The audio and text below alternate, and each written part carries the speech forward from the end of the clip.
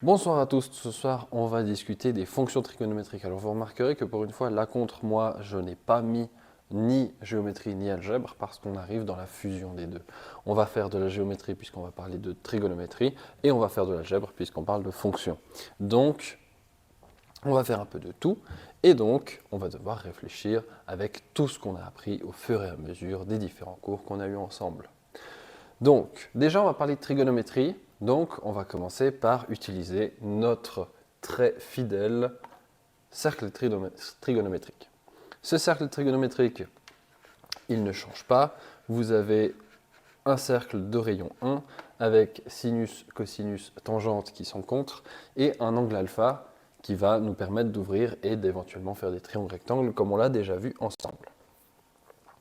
Maintenant, si on parle de fonctions et pas d'équations ou de trigonométrie classique, on se rappelle que ça fait un changement.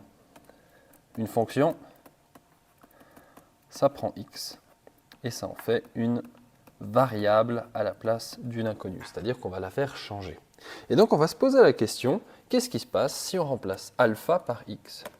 Autrement dit, qu'est-ce qui se passe si on change l'angle? Alors, pour des raisons de convention et d'habitude de notation, on va utiliser le fait que x est en radian. Et on va donc tracer un système d'axes.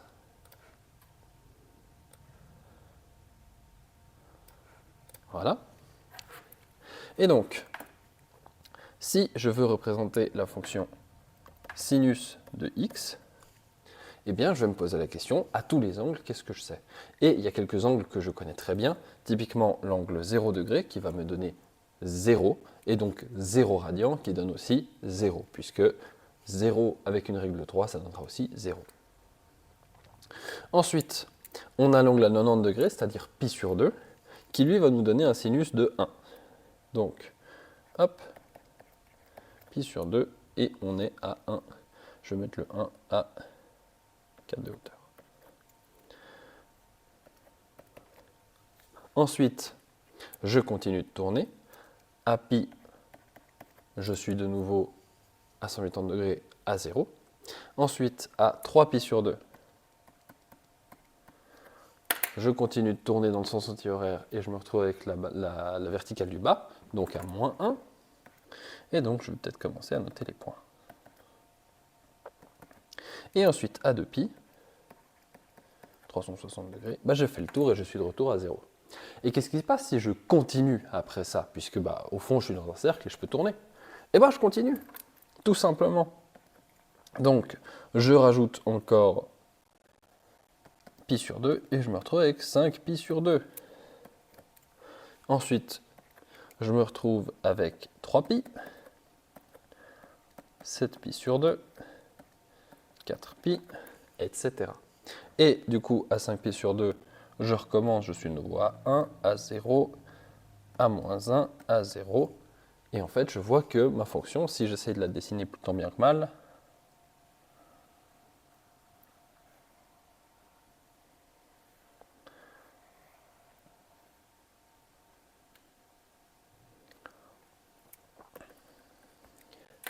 elle se répète.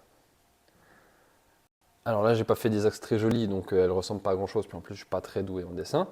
Mais je vais vous montrer ce que ça donne en vrai. Et donc, en utilisant quelque chose de plus compétent que moi, c'est-à-dire un calculateur graphique, on obtient quelque chose de vachement plus joli. On remarque pas mal de choses. On sait qu'on peut déjà aller sur les intermédiaires, puisqu'on connaît le sinus de pi sur 4, puisque c'est 45 degrés, et on sait que là, on est à 2, racine de 2 sur 2, pardon. Etc., etc. Il y a plein de choses qu'on va pouvoir noter assez facilement. Ça nous permet d'avoir une fonction. Et évidemment, moi, j'ai pas pensé à le dessiner, mais on peut aller en arrière, hop, et on obtient ce genre de choses. C'est censé être des beaux arcs de cercle. Moi, vu que j'ai fait un système d'axes, c'est pas terrible. On voit que si on utilise un système d'axes qui fonctionne bien, ça fait quelque chose de très joli. Ça nous permet de représenter aussi plus facilement les résultats des équations. Quand on vous demande quels sont les résultats de sinus de x égale 0,5, eh bien, il suffit de faire f-1 de 0,5. On se rappelle que quand on fait f-1 de 0,5 dans les fonctions, ça veut dire qu'on trace un trait horizontal en 0,5 et on regarde toutes les solutions que ça croise. Donc ici, là, ici, évidemment, plus tard, etc., ça va se répéter puisqu'on a quelque chose qui se répète tous les 2π. Ça recommence. Et donc, une fonction qui se répète tous les x temps, c'est quelque chose en mathématiques qui peut se passer sous plusieurs conditions et qui est quelque chose de remarquable. Et comme d'habitude, quand on remarque quelque chose de spécial en mathématiques, on lui donne un nom. Cette fonction sinus,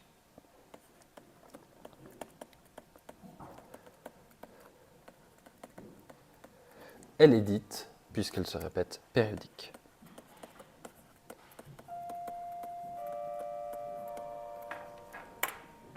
Évidemment, si on parle de périodique, on va se demander, du coup, ça se répète tous les combien de temps? Et donc, on va parler de la période. La période, c'est tous les combien de x ça commence à se répéter. C'est-à-dire, cette fonction, on voit que de 0 à 2π, elle est spéciale, et de 2π à 4π, elle se répète, c'est la même. Puis de 4π à 6π, ce sera la même chose, etc., etc., etc., etc. Et donc, quelle est la période? C'est tous les combien de temps ça se répète. Et on peut aussi dans le négatif, hein, ça ira de 0 à moins 2π, ça va se répéter. Puis après, de moins 2π à moins 4π, etc. Et là, on voit que du coup, je n'arrête pas de répéter des multiples de 2π. Donc la période, elle est de 2π. Toutes les 2π radians, 360 degrés, cette fonction recommence son cycle. Pourquoi est-ce que c'est comme ça? Tout simplement, si on lève les yeux au début du cours, on voit qu'on est sur un cercle. Si on fait 360 degrés sur un cercle, on est de retour à 0. Donc, on a ce système périodique pour cette raison précise. Maintenant, on peut faire le même type de fonction pour le cosinus et le même type de fonction pour la tangente. Je vous laisse utiliser GeoGebra, qui est un très bon dessinateur, pour aller regarder la tête de ces fonctions et me dire quelles sont les périodes, ou du moins noter quelles sont les périodes de cosinus et de tangente. Moi, je vais me concentrer sur sinus. Et comme on l'a dit, on peut faire des équations. Là, j'ai pris ce sinus de 0,5 et j'ai dit, voilà, ça vaut combien et ça me fait quoi? Alors, sin x est égal à 0,5, on sait que cette équation, elle a une infinité de réponses, puisque déjà comme je l'ai dessiné, on voit qu'on va pouvoir faire des cercles à chaque intersection sur la fonction, mais aussi on l'a vu en cours quand on faisait des équations qu'il y a un système de réponses particulier. Et donc si on veut dire que ça se répète tous les 2π, on avait instauré qu'on pouvait placer un paramètre supplémentaire qu'on va appeler k, qui appartient tout bêtement au nombre entier relatif, donc c'est-à-dire positif et négatif. Et donc, on va aller regarder qu'est-ce qui se passe avant, après et surtout là-dedans. Alors, si vous vous rappelez de vos premiers calculs dans ce chapitre, on avait vu que 0,5 avec un sinus, c'était un cas particulier et c'était à 30 degrés. Donc, ça veut dire pi sur 6. Et donc, la réponse, c'est x est égal à l'arc sinus de 0,5, c'est-à-dire pi sur 6. Mais on remarque immédiatement que pi sur 6, ici, il est présent, mais on a aussi ici un autre. Alors on se rappelle que dans les sinus, on avait vu qu'on pouvait faire 180 moins l'angle qu'on a trouvé. 180 en degrés, c'est pi, donc pi moins pi sur 6, ça fait 5 pi sur 6. Donc on va avoir besoin d'un ensemble de solutions, puisqu'il y en a plusieurs. Il y a pi sur 6, il y a 5 pi sur 6, puis après, il y a encore celui qui est 2 pi plus loin de pi sur 6, c'est-à-dire 12 pi sur 6 plus pi sur 6, 13 pi sur 6. Même chose avec 5 pi sur 6, on aura 17 pi sur 6, etc., etc., etc. Et aussi en négatif, on aura aussi pi sur 6 moins 2 pi, c'est-à-dire moins 11 pi sur 6, etc., etc. Donc, pour éviter de devoir faire une liste infinie, puis on ne finira jamais, puisqu'elle est infinie, on préfère poser plus k fois 2pi. Et vu que c'est pas très joli d'avoir lettres, chiffres, lettres grecques, on préfère les mettre dans l'ordre de k pi.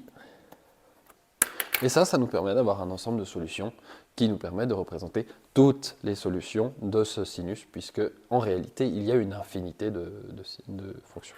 Et vu que l'ensemble de solutions, il doit être indépendant, on précise que K, qui est une lettre qu'on vient d'introduire, qui est bizarre, elle est dans Z, dans l'ensemble de solutions. Donc, ce que vous me mettez là, on peut l'enlever. Et maintenant, on a un ensemble de solutions qui permet de tout représenter tout seul. Et là, on est content et on a pu représenter une fonction avec toutes les réponses périodiques qui correspondent. Donc ça nous permet de répondre à n'importe quelle équation trigonométrique et en même temps de représenter un petit peu à quoi ressemble cette fonction puisque on voit qu'elle va se répéter avec cette histoire de période. Maintenant, suivant le métier que vous avez fait, vous avez certainement déjà vu des ondes. Si vous avez fait de l'électricité, j'imagine que vous avez déjà une idée de ce que je raconte avec ce sinus, puisque vous avez des choses périodiques et des choses qui vont avoir différentes notions qui vont se rajouter là-dessus. Là, on a fait le cas le plus simple, le sinus avec un cercle trigonométrique. Maintenant, évidemment, si je veux faire un cercle plus grand, eh bien, je peux augmenter la taille de ce cercle et ça va augmenter l'amplitude, c'est-à-dire la hauteur minimum et maximale de cette vague. Et ça, c'est simplement un facteur qui va venir nous rajouter à ce sinus. Donc, on fera ça plus en détail l'année prochaine dans le cadre du TIB maths français. Mais on va faire les transformations de fonctions. Et là, on va faire quelques premières transformations de fonctions dans le cadre de la fonction trigonométrique. Donc, il va me rester quelques notions qui sont l'amplitude, au même nom que la période, c'est un mot spécifique. Et l'amplitude, c'est la différence entre le maximum et le zéro. On pourrait techniquement parler de maximum et minimum, mais vu que là on est sur une vague qui se répète, l'amplitude dans la trigonométrie, c'est juste jusqu'où on monte. Et donc l'amplitude, dans le sinus normal, c'est un cercle trigonométrique. L'amplitude, elle est de 1. Dans un cercle trigonométrique de rayon 2, on fait 2 fois le sinus. Et on a une amplitude de 2, puisque du coup on va monter jusqu'à 2, on va descendre jusqu'à moins 2, puisque le cercle a un rayon de 2. Et sur la largeur, il aura aussi 2, mais ça n'a aucune influence pour le sinus, puisque la largeur, ça va le faire passer à 0, puisque le sinus est sur l'axe des Y. Donc, l'amplitude, elle nous permet de décrire jusqu'où ça monte, ou jusqu'où ça descend, peu importe, mais on ne va pas aller s'amuser à dire c'est 4 parce que ça va entre moins 2 et 2. Non, c'est 2 parce que c'est entre 0 et 2 que ça monte le plus haut. Donc ça, c'est l'amplitude. On a l'amplitude et la période. Maintenant, l'amplitude, on voit très rapidement comment est-ce qu'on l'influence. La période, il faut que je vous parle de comment est-ce qu'on influence cette période.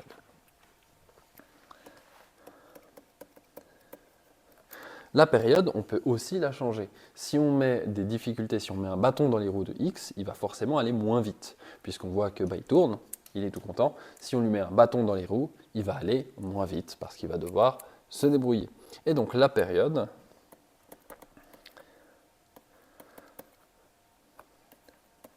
elle est de 1 dans le cas normal, et si on multiplie x par un chiffre, disons 2, on voit que du coup, quand on sera à 180 degrés, ou pi radian, eh bien, ce sera 2 fois ce nombre-là, donc il ira 2 fois plus vite.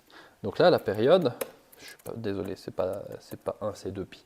La période, ici, elle va aller 2 fois plus vite, donc ce sera pi. Et si on fait le sinus de 0,5x, là il va falloir 2 fois plus de mouvement pour arriver à pi, puisqu'on fera 2pi divisé par 2, on retourne à pi, et donc pour aller à 2pi, il faudra 4pi. Et donc la période, sur de 4pi, puisqu'on divise, etc., on peut continuer à varier ça. Donc on voit que l'amplitude et la période vont être influencées par des multiplications. Ça nous permet de déjà faire une première base, de dire, voilà, si on multiplie, on va modifier soit la hauteur en Y, soit la largeur de la vague, suivant à quelle vitesse on veut qu'elle aille. Typiquement dans les ondes, la période est très importante. Si on parle d'ondes sonores, typiquement, c'est les fameux hertz qu'on entend et ça va définir à quelle hauteur, à quelle note on arrive. Donc, tout ça, ça va être des notions que vous allez reprendre plus en profondeur l'année prochaine, mais que déjà cette année, il faut qu'on pose ensemble. Et je vous invite de nouveau à aller tester ces différentes fonctions que vous avez là sur le tableau et les écrire dans GeoGebra et voir qu'est-ce que ça change. Je pense que faire visuellement, ça va plus vous aider que de me voir vous expliquer en agitant les mains. Avec cette amplitude et cette période, du coup, on va pouvoir un petit peu généraliser et utiliser ça de manière récurrente.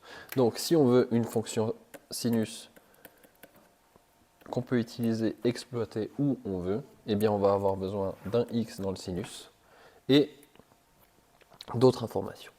Là, l'amplitude, on va utiliser A. Le P, ça fait un peu bizarre, on va utiliser B à la place pour des simples questions de convention d'écriture et aussi comme ça je corresponds mieux à votre livre. Donc on a A fois sinus qui va me changer l'amplitude et B fois X qui va me changer la période. Maintenant il y a une autre opération qu'on peut utiliser, c'est plus et moins. Donc j'utilise toujours une opération pour les ordres d'opération. Quand je dis on fait fois, on peut aussi faire diviser. C'est ce que j'ai fait là avec 0,5. Concrètement, j'ai divisé par 2. Donc je peux aussi faire plus ou moins et je vais pouvoir remarquer des choses différentes si je fais plus à l'extérieur ou à l'intérieur du sinus. Donc je vais fermer ma parenthèse ici. Et qu'est-ce qui se passe si je mets un plus là? Qu'est-ce qui se passe si je mets un plus là? Ça, c'est les deux premières questions qu'on va se poser. Si vous êtes très chaud, allez sur GeoGebra, essayez de mettre des plus chiffres et vous allez voir ce que ça donne. Moi, je vais commencer par vous expliquer celui-ci et donc je vais l'appeler K. Et qu'est-ce qui se passe si je fais un plus K? Donc je vais prendre sinus de x et après je vais faire sinus de x plus 1. Si je suis avec un sinus de x, il ressemble à ça.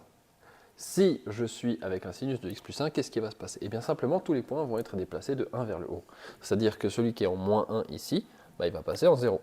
Celui qui est en moins 0,5 ici, il va passer en plus 0,5. Celui qui est en 0 ici, il va prendre 1.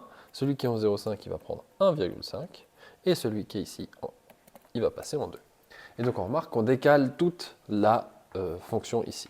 Alors, pour éviter de décrire décalage vertical, ce qui pourrait être possible, ce qui n'est pas une description fausse, pour les fonctions, on a ici un axe d'oscillation. C'est-à-dire qu'autour de cet axe, la fonction, si on fait la moyenne, elle va arriver à cette droite. Et donc, on voit que ici, entre l'axe d'oscillation et le maximum, on a l'amplitude, et on a la même amplitude entre l'axe d'oscillation et le minimum. C'est pour ça qu'on utilise une amplitude en tant que valeur absolue et pas en tant que générale, parce qu'on peut faire l'addition plusieurs fois par truc. Donc ici aussi on l'a, et ici aussi on l'a évidemment, puisque c'est périodique. On a avancé sur cet axe d'oscillation et on voit qu'à la place d'être à 0 sur l'axe pour la fonction sinus, il est à 1. Et donc on va simplement parler de décalage de l'axe d'oscillation. L'axe d'oscillation que j'ai appelé K, il est en 0 ici et il est en 1 ici. Et si je fais moins 3, eh bien il sera en moins 3. Je vous laisse vérifier avec GeoGebra comme pour tout le reste. Et donc ce K va me changer l'axe d'oscillation. Donc ici, c'est la lettre K. Je ne vais pas utiliser K ici, juste pour vous montrer, c'est l'axe d'oscillation, donc qui sera ici en OS. Donc ce sera le centre de ce fameux sinus. Et il m'en reste un dernier, c'est si je rajoute et j'enlève un dans le sinus. Donc si je fais plus ou moins H. Donc ici, on va parler de manière générale de déphasage.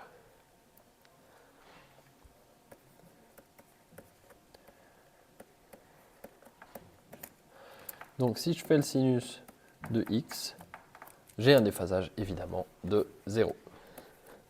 Si je fais un sinus de x plus, je vais prendre pi sur 2, qu'est-ce qui va se passer? Alors, je tape ça sur GeoGebra, j'attends qu'il me sorte un résultat, c'est-à-dire j'attends pas, et je me retrouve avec ce magnifique schéma que j'ai ici. Donc, je vois que f, c'est la fonction du bas, donc c'est celle qu'on avait avant. On voit bien que c'était le sinus de base. Et maintenant, on voit que la nouvelle, elle est toujours périodique, elle fait toujours ses oscillations, mais on voit que si on prend juste une période de 2π, elle ne fait pas exactement le même dessin. Elle commence en 1, après elle descend à 0, ensuite elle passe par moins 1, elle remonte à 0, puis elle recommence en 1. En fait, on voit que cette partie-là correspond à cette partie-là. Ou on pourrait aussi la comparer à cette partie-là. Et là, on voit qu'il y a un décalage qui est très léger. il est de combien? Ben, on voit qu'on a reculé cette fonction de pi sur 2. Et donc en fait, le déphasage, c'est simplement l'opposé du nombre que vous notez. Donc si je fais sinus de x plus pi, je vous laisse taper ça sur GeoGebra et regarder, vous verrez que ça ressemble étrangement à une symétrie, mais non, c'est simplement le déphasage de moins pi. Et vu que vous avez une fonction qui est périodique, eh bien à la place de être un petit peu double hélicoïdal comme ici, ça ressemble d'ailleurs à l'ADN, et bien maintenant on va juste avoir un cycle qui se croise à l'infini, et ça c'est plus une forme géométrique jolie qu'autre chose. Donc ici on a une formule qu'on pourrait qualifier de générale. Le petit problème c'est que bon, A avec l'amplitude il est indépendant, K il est après un plus, il est indépendant. Par contre, B et H vont avoir une relation puisqu'ils sont les deux à l'intérieur d'une autre opération qui est le sinus. Et du coup, il va falloir quand même réfléchir à ces deux choses-là en parallèle et elles ne vont malheureusement pas être indépendantes comme ça serait si c'était simple. Je vais donc vous dessiner sinus de 2x et sinus de 2x plus pi sur 2 avec GeoGebra. Les voici et on remarque que, ma foi, ici, on a effectivement un déphasage dans le sens positif, enfin dans le sens négatif parce qu'on a fait un plus, mais on voit que ce déphasage, il est clairement pas de pi sur 2 puisque pi sur 2 il serait là, et par rapport à pi. Donc là on a une distance de pi sur 2, c'est exactement au milieu, et donc on a un déphasage de sinus de 2x plus pi sur 2, le déphasage il est seulement de moins pi sur 4. Et ça vient du fait qu'en fait il faut commencer par factoriser le b devant. Et donc notre formule générale ici, elle prend des parenthèses. C'est b fois x plus h. Et donc le déphasage qui dépend de h, il va être dépendant de b également. En fait, le déphasage, c'est h sur b quand on fait... En fait, le déphasage, si on veut, on peut aussi noter f de x, et c'est ce que vous aurez dans votre formulaire pour les examens finaux, à sinus de bx plus c plus d. Et dans ce formulaire-là, on voit qu'il y a c et il y a d qui changent. C, il change simplement parce que le déphasage, c'est soit h quand il est dans les parenthèses, enfin moins h quand il est dans les parenthèses, ou moins c sur b quand il est en dehors de parenthèses, comme j'ai écrit en noir. Et D et K, c'est simplement parce qu'il y a deux conventions de notation, donc forcément on n'utilise pas les mêmes lettres, parce que personne ne peut jamais se mettre d'accord, même en mathématiques. Donc il faut faire attention au fait qu'il faut mettre en évidence ou diviser par le facteur de la période, le facteur B, lorsqu'on va étudier une fonction. Je vais maintenant faire un exemple. Dans cet exemple, je vais vous schématiser 3 sinus de 2x moins pi plus 4.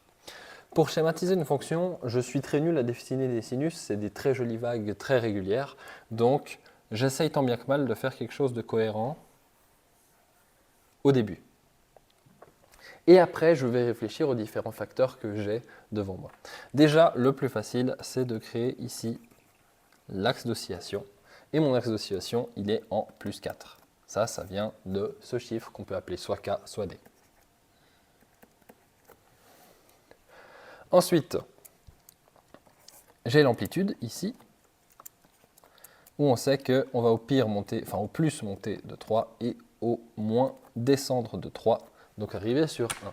Ce qui veut dire que mon axe X, il est là-dessous. Ça nous permet déjà d'avoir la première moitié. On a pu placer l'axe X avec les informations à l'extérieur du sinus. Et maintenant, avec les informations à l'intérieur du sinus, on va pouvoir décréter d'autres choses. La période normale d'un sinus, c'est 2π. Ici, on voit que j'ai 2 fois x, donc ça veut dire que la période, elle est divisée, puisque période, c'est égal à 2π sur b. Et on pourrait mettre la valeur absolue, c'est ce que vous aurez dans votre formulaire, simplement pour dire qu'on s'en fiche que ce soit un moins ou un plus, ça n'a aucune importance. Donc ça veut dire que entre là et là, j'ai une distance de pi. Maintenant la question c'est où est-ce que je commence? Et pour ça, il faut que je commence avec celui-ci. Donc là, je vois qu'il est en dehors de la parenthèse, donc je vais l'appeler C, puisque je suis en train de travailler sans parenthèse. Si je voulais si je voulais H, pardon, il faudrait que je factorise.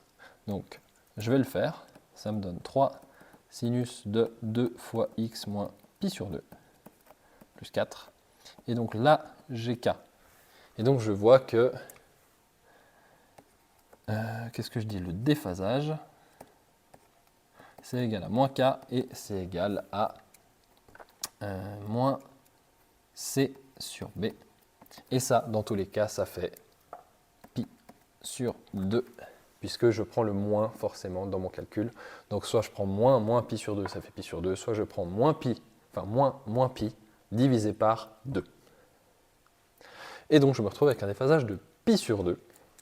Donc on voit que c'est un plus pi sur 2. Donc ça veut dire que mon sinus, à la place de commencer à 0, il va commencer pi sur 2 plus loin par rapport à un sinus classique, pas par rapport à sa phase. Et donc, ça veut dire que ici, je suis à 0. Donc ça veut dire que là où normalement j'aurais le 0 ici qui commence pour le début de la vague du sinus puis qui commence en montant, eh bien je dois me décaler de pi sur 2 vers la droite. Donc ça veut dire que si j'ai une période de pi sur 2 c'est la moitié.